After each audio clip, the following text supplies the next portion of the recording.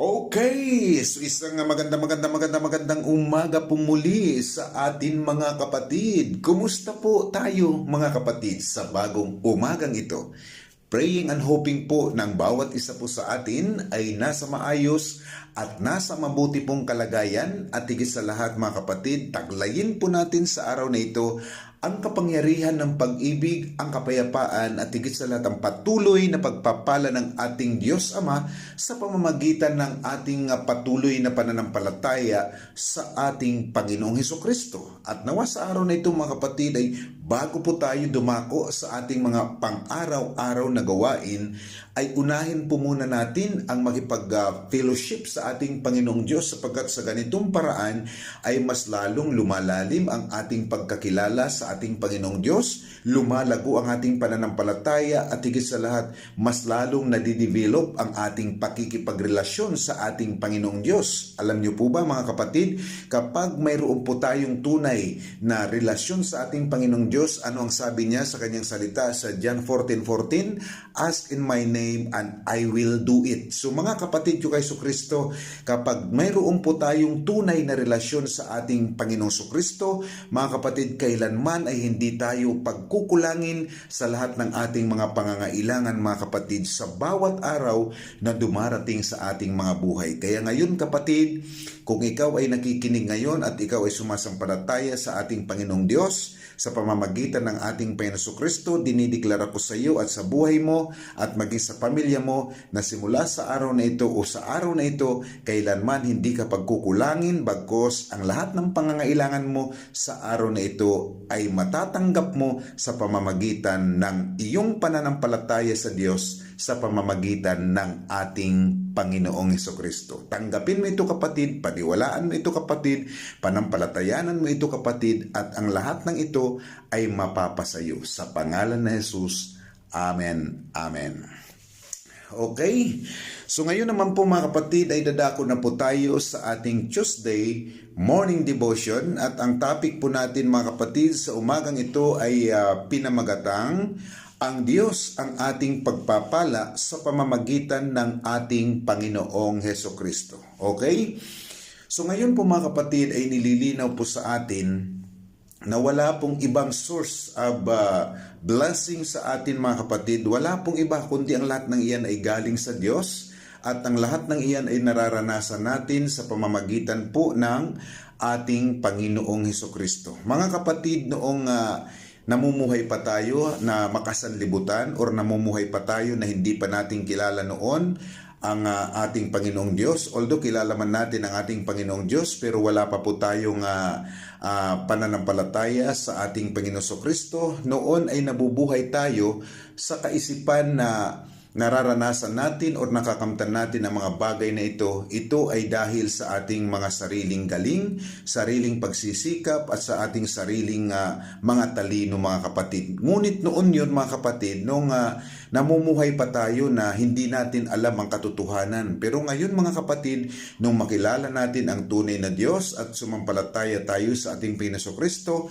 ay nalaman natin ang katotohanan mga kapatid na ang source pala ng ating buhay at maging ang mga bagay mga kapatid, ito po ay hindi galing sa atin, kundi ang lahat pala ng ito ay galing sa Diyos. At ngayon na nare-recognize na natin na kung bakit natin ito nararanasan na mga pagpapalang galing sa Diyos, ito po ay hindi dahil sa ating mga sarili mga kapatid, bagkus ito ay dahil sa pananampalataya natin o sa pamamagitan ng ating Panginoong Hesukristo mga kapatid. Kaya ngayon mga kapatid, hindi na po tayo nabubuhay ngayon ayon sa korupsyon tulad ng pamumuhay ng mundong ito, dahil wala na po tayong nakukuhang glory na dapat para sa Panginoon. Dahil ngayon alam na natin na kung bakit tayo ngayon pinagpapala at bakit tayo ngayon may pagpapala, ito ay buhat sa Diyos, at ngayon tinatamasa natin sa pamamagitan ng ating pananampalataya sa ating Panginoong Hesukristo. Sabi nga sa kanyang salita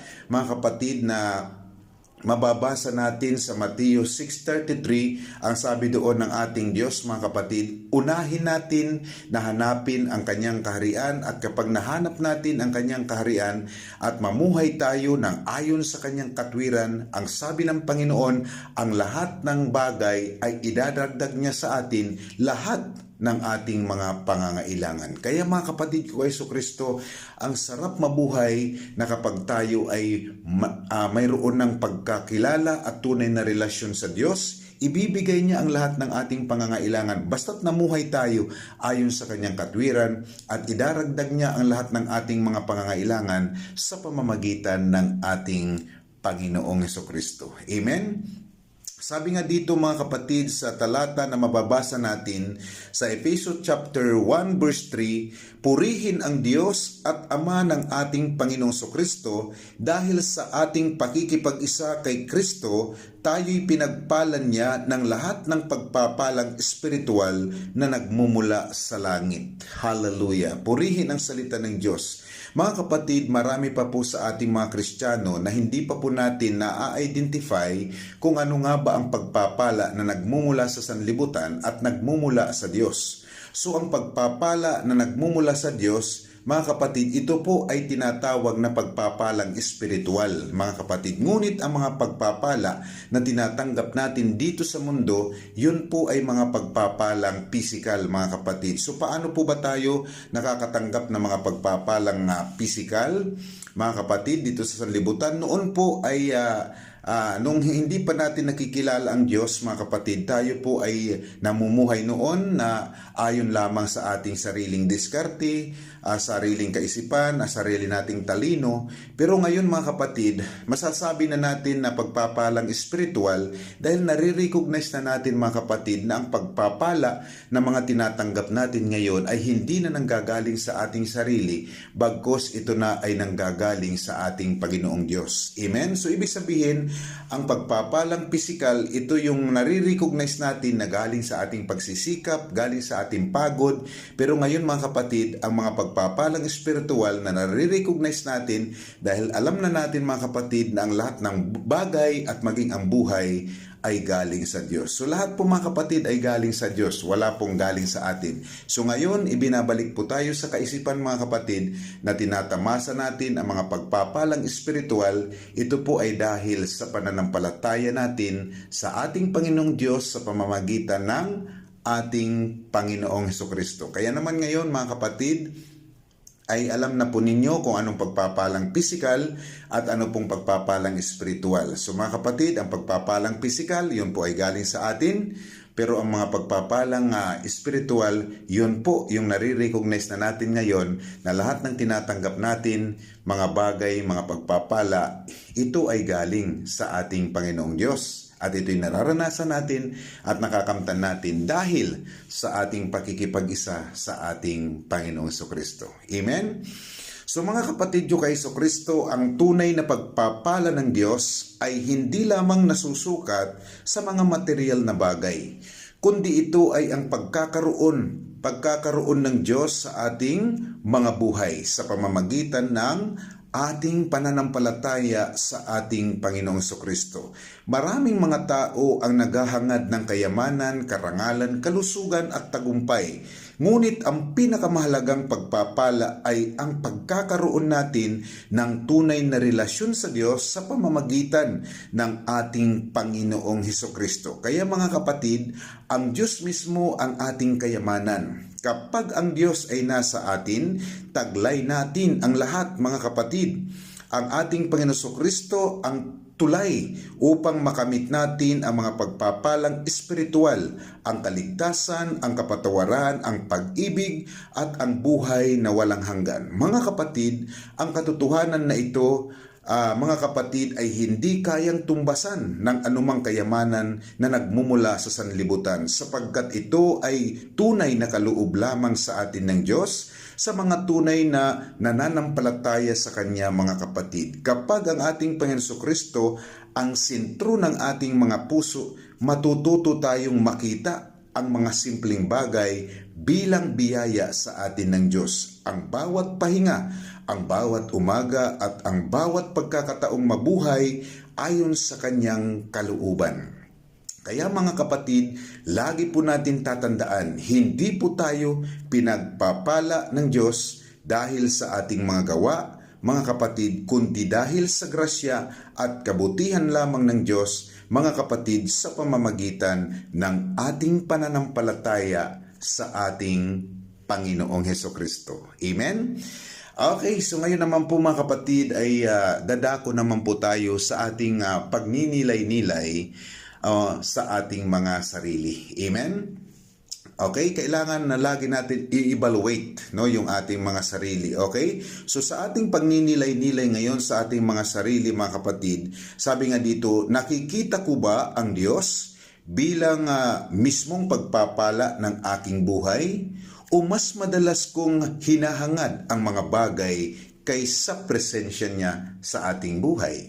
Amen? So kailangan evaluate po natin, suriin po natin mga kapatid, paano ba natin nakikita ang Diyos? Dahil ba sa mga pagpapala? Mga kapatid, hindi po. Dapat lagi pong nakasentro ang ating buhay sa Diyos at hindi dahil sa mga bagay mga kapatid. Dahil wala pong ibang source na mga bagay kundi ang ating Diyos. At ang bagay mga kapatid ay hindi po ito para sa mga patay, bagkus ang bagay mga kapatid ay inilaan ng Diyos para sa mga buhay. Amen? At bilang mga binuhay na muli ng Diyos sa pamamagitan ng ating Panginoong Kristo, tayo pong lahat ay karapat-dapat na tumanggap ng mga bagay na ito, mga pagpapalang ito na nagmumula sa ating Panginoong Diyos. Amen? Okay po, so ngayon naman po mga kapatid ay dadako na po tayo sa ating panalangin. Amang Diyos na mapagpala, maraming salamat po sa iyo dahil ikaw mismo ang aming dakilang pagpapala sa pamamagitan ng aming Panginoong Kristo. Maraming salamat po sa buhay, sa kaligtasan at sa biyayang ipinagkaloob po ninyo sa amin sa pamamagitan ng aming Panginoong Kristo. Ama, naway patawarin po ninyo kami sa mga sandaling mas pinahahalagahan pa po namin ang mga bagay ng mundo kaysa iyong presensya. Naway tulungan ninyo po kaming mamuhay ng may pusong mapagpasalamat at puspos ng iyong banal na Espiritu, upang sa bawat araw ay makita namin na ang aming tunay na pamumuhay na may kayamanan ay ang pagkakaroon ng buhay sa pamamagitan ng pananampalataya sa aming Panginoong Kristo. Panginoong Kristo, naway ingatan po ninyo ang buhay ng bawat isa sa amin, lalo na sa aming mga kapatiran sa apat na sulok ng daigdig, Panginoon, sa mga kapatid namin, Ama, na nasa mga hospital, kulungan.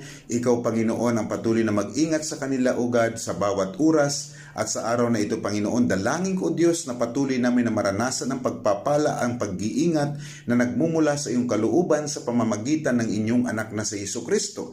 At nawa sa araw na ito, Ama, ay ipaunawa mo sa amin, Ama, na walang ibang source of blessing kundi ikaw lamang, ugad, at ito'y mararanasan namin sa pamamagitan ng aming patuloy na pakikipag-isa at pananampalataya sa inyong bugtong na anak, ang aming Panginoong Kristo. Kaya muli, Ama, sa araw na ito naway igawad mo sa amin ang iyong masaganang basbas, patuloy nawa na sumaamin, Ama, ang kapangyarihan ng iyong pag-ibig, kapayapaan at ang pagpapala. Receive in your spirit right now in the name of Jesus. The power and authority of the Father, of the Son, and of the Holy Spirit is upon us right now. In Jesus' name, amen, amen. All the glory belongs to God. Hanggang sa muli mga kapatid, God bless us all. Bye-bye!